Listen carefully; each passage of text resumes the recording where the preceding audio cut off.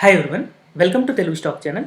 ఈ వీడియో ద్వారా నేను డివిడెండ్ అరిస్టోక్రాట్స్ అంటే ఏంటి, అందులో మనం ఎందుకు ఇన్వెస్ట్ చేయాలి అనేది ఎక్స్ప్లెయిన్ చేయబోతున్నాను. సో జనరల్గా వారెన్ బఫెట్ ఒక సేయింగ్ చెప్తూ ఉంటాడు, ఒకవేళ మీకు ఒక షేర్ని ఎక్కడ అమ్మాలో తెలిస్తే దాన్ని అసలు కొనద్దు అని చెప్తూ ఉంటాడు. సో ఇప్పుడు వారెన్ బఫెట్ చెప్పినట్టుగా మనం వింటే అసలు ఏ షేర్ని మనం కొంటామో దాన్ని అసలు అమ్మకూడదు. మరి ఫ్యూచర్‌లో మనం జనరల్‌గా మంచి రిటర్న్స్ వస్తాయి, ఫ్యూచర్‌లో దాన్ని అమ్ముకొని మనం ఎంజాయ్ చేయొచ్చు అన్న ఉద్దేశంతోనే షేర్స్ కొంటాం కదా! కానీ అమ్మొద్దంటున్నాడేంటి అని గనుక ఆలోచిస్తే, యాక్చువల్‌గా ఆ పర్టిక్యులర్ షేర్ ఏదైతే మనం ఇన్వెస్ట్ చేస్తామో, ఒక 10 లేదా 15 లేదా 20 సంవత్సరాల తర్వాత ఆ పర్టిక్యులర్ స్టాక్ ఇచ్చే డివిడెండే మనకు కావాల్సినంత రిటర్న్స్ తీసుకురాగలుగుతది. సో అలాంటి కంపెనీస్ ఏవైతే ఉన్నాయో దాన్ని మనం డివిడెండ్ అరిస్టోక్రాట్స్ అని అనుకోవచ్చు.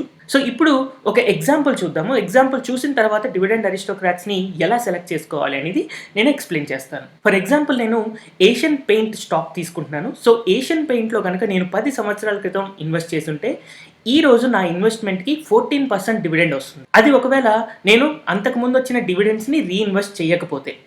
బట్ నేను అంతకుముందు వచ్చిన డివిడెండ్స్‌ని రీఇన్వెస్ట్ చేశాననుకోండి మళ్ళీ అదే స్టాక్‌లో 18.75% డివిడెండ్ వస్తుంది. ఇది 10 సంవత్సరాల్లో జరిగింది. అంటే అప్పట్లో మనం ఒక 1,00,000 గనక ఇన్వెస్ట్ చేసుండుంటే ఇప్పుడు రూ. 18,000 కేవలం డివిడెండ్ రూపంలో మనకి తిరిగొస్తూ ఉన్నాయి. అంటే 5 సంవత్సరాల్లో మన డబ్బులు మొత్తం మనకి వెనక్కొచ్చేస్తాయి.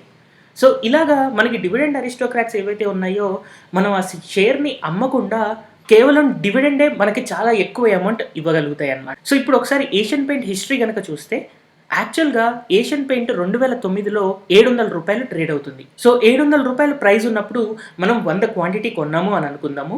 అండ్ ఆ సంవత్సరంలో 2009లో ఆ పర్టిక్యులర్ కంపెనీ ఇచ్చిన డివిడెండ్ ఎంత అంటే 19.5 రూపీస్ అనమాట. సో ఆ టైంలో గనక డివిడెండ్ పర్సెంటేజ్ చూసుకుంటే 2.78% ఇచ్చింది. అయితే 2013లో ఒక కార్పొరేట్ యాక్షన్ జరిగింది. సో అంటే ఏమైందంటే స్ప్లిట్ వచ్చిందనమాట. 10 ఫేస్ వాల్యూ ఉన్నది 1 అయింది. సో దానికి తగినట్టుగా చార్ట్ అనేది అడ్జస్ట్ అవుతుందనమాట. సో ఒకసారి నేను ఏషియన్ పెయింట్ చార్ట్ గనక నేను చూస్తే, సో 2009లో యాక్చువల్‌గా ఇక్కడ రూ. 50, రూ. 70 మధ్యలో ఈ స్టాక్ ట్రేడ్ అవుతూ ఉందనమాట. అయితే జనరల్‌గా నేను ఇప్పుడు రూ. 70 ప్రైస్ తీసుకున్నాను. ఎందుకంటే 2009 ఎండ్‌లో ఇన్వెస్ట్ చేశాను అని అనుకుంటున్నాను. లేదా మనం ఎగ్జాక్ట్‌గా బాటమ్ రూ. 50 దగ్గర బాటమ్ పట్టుకోలేం కాబట్టి సపోజ్ 40% నేను ఇంక్రీజ్ అయిన తర్వాత రూ. 70లో నేను కొన్నాను అని అనుకుంటున్నాను. సో రూ. 70 నుంచి కొన్న తర్వాత 1900 దాకా అది 2019లో ట్రేడ్ అవుతుంది. అంటే 27 టైమ్స్ రిటర్న్స్ ఇచ్చిందనమాట. సో డివిడెండ్ హిస్టరీ గనక మనం ఒకసారి చూసుకుంటే, సో 2009 నుంచి అది ఇచ్చిన డివిడెండ్ పర్సెంటేజెస్ చూడండి కన్సిస్టెంట్‌గా పెరుగుతున్నాయి. 195%, 270, 330, 400, 475, 600%. సో ఇట్లాగా ఈ డివిడెండ్ హిస్టరీ ఏదైతే ఉందో అది కంటిన్యూయస్‌గా పెరుగుతూ ఉంటే అలాంటి స్టాక్స్‌ని మనం డివిడెండ్ అరిస్టోక్రాట్స్ అంటూ ఉంటాం. సో ఇలా డివిడెండ్ పెరుగుతున్నప్పుడు ఎన్ని రూపాయలు డివిడెండ్ పెరిగింది అని నేను క్యాలిక్యులేట్ చేసుకుంటూ వచ్చాను. సో నా దగ్గర ఒక షేర్ ఉంటే అది రూ. 19.5 డివిడెండ్ ఇచ్చేది 2009లో. అండ్ 2019కి వచ్చేసరికి రూ. 11 డివిడెండ్ వస్తుంది. కానీ మధ్యలో 2013లో ఏమైందంటే నా ఒక్క షేరే 10 షేర్ల కింద కన్వర్ట్ అయింది. అంటే 2009లో రూ. 19.5 మనకి డివిడెండ్ వస్తుంటే ఇప్పుడు రూ. 110 డివిడెండ్ వస్తున్నట్టు. అంటే డివిడెండ్ దగ్గరగా 6 రెట్లు పెరిగిందనమాట. సో దాన్ని నేను కన్సిడరేషన్‌లోకి తీసుకొని అండ్ అలాగే స్ప్లిట్ అయింది కదా! స్ప్లిట్ అయిన ప్రైజెస్‌ని అడ్జస్ట్ చేసుకుంటూ ప్రతి ఇయర్‌లో మార్చ్‌లో ఏ ప్రైజెస్ ఉన్నాయి అనేది నేను నోట్ చేసుకున్నాను. ఎవ్రీ ఇయర్ మార్చ్‌లో నేను డివిడెండ్‌ని రీఇన్వెస్ట్ చేస్తాను అని అనుకుంటున్నాను. సో ప్రతి ఇయర్ మార్చ్‌లో నేను డివిడెండ్‌ని రీఇన్వెస్ట్ చేసుకుంటూ వెళ్తే నాకు ఎంత అమౌంట్ వస్తుంది అనేది నేను క్యాలిక్యులేట్ చేయడం కోసం ఫస్ట్ నేను సింపుల్ ఎగ్జాంపుల్ కోసం ఇన్వెస్టెడ్ అమౌంట్ 70,000 అని అనుకుంటున్నాను. ఎందుకంటే బై ప్రైస్ 700 ఇంటూ క్వాంటిటీ 100 షేర్లు కొంటున్నాను అని అనుకుంటున్నాను. సో 100 షేర్లు కొన్నప్పుడు ఎప్పుడైతే నాకు స్ప్లిట్ అయిందో, స్ప్లిట్ అయినప్పుడు 10 ఫేస్ వాల్యూ ఉన్నది 1 అయింది కాబట్టి నెంబర్ ఆఫ్ షేర్స్ కూడా 1000 అవుతాయి. కానీ నేను డివిడెండ్‌ని రీఇన్వెస్ట్ చేశాను అని అనుకుంటున్నాను. సో డివిడెండ్ రీఇన్వెస్ట్ చేస్తుంటే ఎవ్రీ ఇయర్ డివిడెండ్ రీఇన్వెస్ట్ చేస్తుంటే ఇప్పటికి నాకు ఎన్ని షేర్స్ పెరుగుతాయి అన్న క్యాలిక్యులేషన్ చేసుకుంటూ వచ్చాననమాట. సో 2009 నుంచి 2019 దాకా వచ్చిన డివిడెండ్‌ని నెక్స్ట్ ఇయర్ మార్చ్‌లో దాన్ని రీఇన్వెస్ట్ చేస్తే నేను ఎన్ని షేర్స్ కొనగలుగుతానంటే 2009లో ఒక షేరు, 2010లో ఒక షేరు, 2011లో ఒక షేర్ ఇలాగా ఒక్కొక్క షేర్ కొనుక్కుంటూ వచ్చాను. కానీ ఎప్పుడైతే 2013లో ఫేస్ వాల్యూ స్ప్లిట్ అయిందో అలాంటప్పుడు నాకు ఒక్క షేరే 10 షేర్లయింది. సో అలాంటప్పుడు తర్వాత ఏమైందంటే నెక్స్ట్ ఇయర్ నుంచి నేను 7, 8, 9 షేర్లు కొనగలుగుతున్నాను. సో ఓవరాల్‌గా 2019 అయిపోయేసరికి 94 షేర్స్ అడిషనల్‌గా యాడ్ చేసుకోగలిగాననమాట. నాకు అంతకు ముందున్న 100 షేర్స్ కాస్త 1000 షేర్స్ అయ్యాయి. అండ్ అలాగే 94 షేర్స్ యాడ్ అయ్యాయి. సో టోటల్‌గా షేర్స్ బాట్ 1000 అని అనుకుంటే రీఇన్వెస్టెడ్ షేర్స్ వచ్చేసి 94. సో టోటల్ 2019 వచ్చేసరికి 1094 షేర్స్ అయ్యాయి. సో ఇన్వెస్టెడ్ క్యాపిటల్ ఎంతమంది? రూ. 70,000. అండ్ అప్పట్లో మనకొచ్చిన డివిడెండ్ కేవలం రూ. 1950.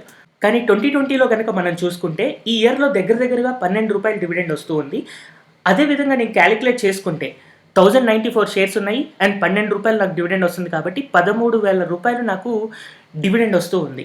సో నా ఇన్వెస్ట్మెంట్ 70,000 అయితే 13,000 డివిడెండే వస్తూ ఉంది కదా. అండ్ అలాగే ఈ 70,000 కాస్త కూడా 22 లక్షల రూపాయలైంది. ఎగ్జాక్ట్‌గా చెప్పాలంటే 22,67,862 అయింది. అండ్ సంవత్సరం నాకు ఇప్పుడు 13,000 డివిడెండ్ ఇస్తూ ఉంది. అండ్ అలాగే ఎవ్రీ ఇయర్ కనుక చూసుకుంటే డివిడెండ్ పెరుగుతూ ఉంది కదా. గత 10 సంవత్సరాల్లో డివిడెండ్ 6 టైమ్స్ అయింది కాబట్టి నెక్స్ట్ 10 సంవత్సరాల్లో కూడా మళ్ళీ డివిడెండ్ ఇక్కడ నుంచి 6 టైమ్స్ అయిందనుకోండి. అప్పుడు ఏమవుతుంది నాకు ఈ దగ్గరగా 20 సంవత్సరాల తర్వాత నేను 70,000 ఇన్వెస్ట్ చేస్తే 84,000 ప్రతి సంవత్సరం కేవలం డివిడెండ్ రూపంలోనే నాకు వస్తూ ఉంటుంది. సో అలాంటప్పుడు ఇంకా మనకు అసలు షేర్స్ అమ్మాల్సిన అవసరం ఏంటి? అండ్ మోర్ ఓవర్ ఇప్పుడు నాకు ఈ 70,000 కాస్త 22 లక్షలు ఆల్రెడీ అయి ఉంది. సో ఇంకొక 10 సంవత్సరాల తర్వాత ఏమవ్వచ్చు? ఇదే రేషియోలో కనుక పెరిగితే దగ్గరగా 1.5 crore అవ్వచ్చు. సో మనం ఇలాంటి డివిడెండ్ అరిస్టోక్రాట్స్‌లో గనక ఇన్వెస్ట్ చేసుకుంటే ఆ షేర్స్‌ని ఫ్యూచర్స్‌లో ఎప్పుడు కూడా అమ్మాల్సిన అవసరం లేదు. ప్రతి డిప్ అంటే ప్రతిసారి పడినప్పుడు కూడా ఇంకా యాడ్ చేసుకోవాలి. దాని నుంచి వచ్చే డివిడెండ్ ఎంజాయ్ చేయాలి అని ప్లాన్ చేసుకుంటే మనం ఒక సక్సెస్‌ఫుల్ ఇన్వెస్టర్ అవ్వగలుగుతామన్నమాట. అయితే అసలు ఫస్ట్ డివిడెండ్ అరిస్టోక్రాట్స్‌ని ఎలా ఫైండ్ ఔట్ చేసుకోవాలి మనం? సో జనరల్‌గా ఏవైతే కంపెనీస్‌కి ఇంక్రీజింగ్ ప్రాఫిట్ హిస్టరీ ఉన్నాయో ఆబ్వియస్‌గా ఆ కంపెనీ డివిడెండ్ కూడా పెంచుతూ ఉంటుందన్నమాట. సో అలాంటి కంపెనీసే మనకి డివిడెండ్ అరిస్టోక్రాట్స్ అవుతాయి. అయితే జనరల్‌గా ఒక కామన్ అబ్జర్వేషన్ ఏంటి అంటే కంపెనీస్ జనరల్‌గా ఏవైతే డివిడెండ్ అరిస్టోక్రాట్స్ అవుతాయో అవి 2% కంటే ఎక్కువ డివిడెండ్ ఇవ్వవు. చాలా తక్కువ డివిడెండ్ ఇస్తాయి. 0.5%, 1% డివిడెండే ఇస్తూ ఉంటాయి. కానీ ఎవ్రీ ఇయర్ దాని ప్రాఫిట్స్ దగ్గరగా 15%, 20% పెరగడం వల్ల డివిడెండ్ కూడా 15%, 20% వరకు పెరుగుతూ వెళ్తూ ఉంటాయి. అండ్ జనరల్‌గా డివిడెండ్ గురించి ఆలోచించేటప్పుడు చాలామంది మిస్టేకెన్‌లీ ఏం చేస్తారంటే సైక్లికల్ కంపెనీస్‌లో ఇన్వెస్ట్ చేస్తారు. సో మనకి పెట్రోకెమికల్ కంపెనీస్ ఏవైతే ఉన్నాయో అండ్ అలాగే షుగర్ బేస్డ్ స్టాక్స్ ఏవైతే ఉన్నాయో ఇవి సైక్లికల్ స్టాక్స్ కాబట్టి జనరల్‌గా వాళ్ళు చాలా ఎక్కువ డివిడెండ్ ఇస్తారనమాట. 3%, 4%, 5% కొన్ని 7-8% డివిడెండ్ ఇచ్చే స్టాక్స్ కూడా ఉన్నాయి. కానీ అలాంటి స్టాక్స్ జనరల్‌గా డివిడెండ్ అరిస్టోక్రాట్స్ అవ్వవు. మనకి 2% కంటే తక్కువ డివిడెండ్ ఇచ్చే కంపెనీసే యూజువల్‌గా డివిడెండ్ అరిస్టోక్రాట్స్ అవుతూ ఉంటాయి. ఎందుకంటే కంపెనీ గ్రోత్ మీద ఎక్కువ కాన్సంట్రేట్ చేయాలి. అలాంటప్పుడు కంపెనీ యొక్క ప్రాఫిట్స్ పెరుగుతూ ఉంటాయి. దాని ద్వారా డివిడెండ్స్ కూడా పెరుగుతూ ఉంటాయి. సో కంపెనీ యొక్క ప్రాఫిట్స్ ఎప్పుడైతే ఫాస్ట్‌గా పెరుగుతూ ఉంటాయో డివిడెండ్స్ కూడా అదే రేంజ్‌లో మనకు పెరుగుతూ ఉంటాయి. సో అందుకోసమని మనం సైక్లికల్ బిజినెస్‌లో మనం డివిడెండ్ అరిస్టోక్రాట్స్ అని ఇన్వెస్ట్ చేసుకోకూడదు. అండ్ అలాగే నేను నా లాస్ట్ వీడియోలో మోట్ బిజినెసెస్ గురించి చెప్పాను. సో మోట్ బిజినెసెస్ కూడా మనకి డివిడెండ్ అరిస్టోక్రాట్స్ అవుతూ ఉంటాయి. అయితే నేను నా లాస్ట్ వీడియోలో ఒక 34 స్టాక్స్ నేను చూపించాను మోట్ బిజినెసెస్ మనకి మార్నింగ్ స్టార్ వెబ్‌సైట్‌లో. సో ఆ మార్నింగ్ స్టార్ వెబ్‌సైట్‌లో ఉన్న 34 బిజినెస్ యొక్క డివిడెండ్ హిస్టరీ మీరు చూసుకోండి. సో ఎందులో అయితే మనకి డివిడెండ్ హిస్టరీ గ్రో అవుతూ ఉంది అండ్ ఫ్యూచర్‌లో ఇంకా గ్రో అవ్వడానికి పాసిబిలిటీ ఉంది అని అనుకుంటున్నారో అలాంటి బిజినెస్లు కనుక మీరు ఇన్వెస్ట్ చేసుకున్నారు అని అంటే నెక్స్ట్ 10 సంవత్సరాల తర్వాత మన ఇన్వెస్ట్మెంట్‌కి దగ్గరగా ఒక 20% మనం ఎవ్రీ ఇయర్ డివిడెండే తీసుకోగలుగుతాం. సో ప్రతి 5 ఏళ్లకి మనం ఇన్వెస్ట్ చేసిన అమౌంట్ అనేది మనకి తిరిగి వస్తూ ఉంటుంది. మన షేర్ ప్రైస్ ఎలాగో పెరుగుతుంది. ఐ థింక్ ఈ కాన్సెప్ట్ మీకు అందరికీ క్లియర్‌గా అర్థమైంది అని అనుకుంటున్నాను. సో ఇంకా నేర్చుకోవాలి అని అనుకుంటే మీరు డివిడెండ్ అరిస్టోక్రాట్స్ అని ఇన్వెస్టోపీడియాలో సెర్చ్ చేయండి. అండ్ డివిడెండ్ పర్సెంటేజెస్ ఏంటి, డివిడెండ్ ఈల్డ్ పర్సెంటేజెస్ ఏంటి ఇవి కొంచెం తెలుసుకొని ఒక బిజినెస్‌ని గనుక మనం అనాలిసిస్ చేసుకోగలిగితే మంచి ఇన్వెస్ట్‌మెంట్ చేయగలుగుతాం. So thank you everyone for watching this video.